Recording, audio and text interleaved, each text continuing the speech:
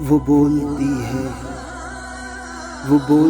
ہے تو ایسے لگتا ہے جیسے بوجھل اداس شب میں بہت سے جگنو چمک پڑے ہو،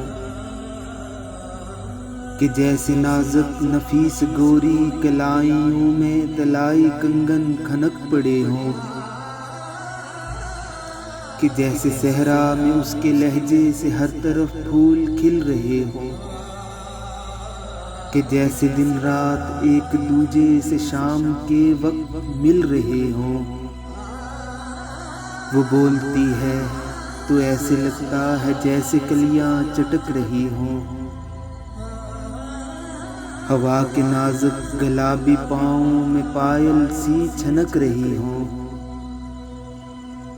چراغ دنوں میں ایک مدت سے روشنی کو ترسنے والے سبھی دیے ایک دم جلے ہوں۔ وہ بولتی ہے تو ایسے لگتا ہے جیسے دریا کے پار بانسوں کے سبز جنگل میں ایک کوئل کوکتی ہو، سنہری کھڑکی میں بیٹھی لڑکی بہت دنوں بعد اپنی گہری گنہری زلفوں کو کھولتی ہو، گلاب لہجے میں بولتی ہو۔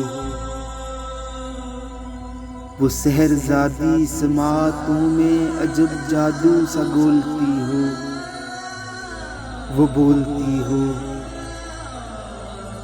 تنک رنگی مسکراتی آنکھوں میں شوخ جذبوں کی پیک رانی،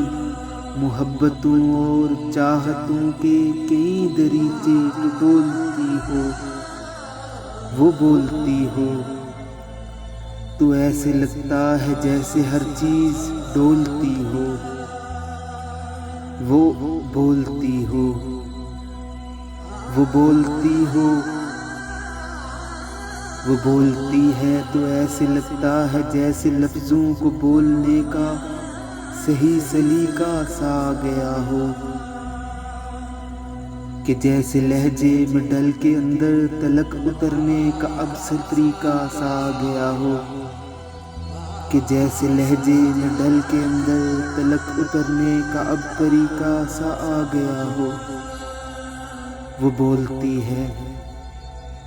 تو ایسے لگتا ہے جیسے الفاظ ہاتھ باندھے کھڑے ہوئے ہوں، معانی اس کے نفیس پاؤں میں خود ادب سے پڑے ہوئے ہوں، کہ معانی اس کے نفیس پاؤں میں خود ادب سے پڑے ہوئے ہوں۔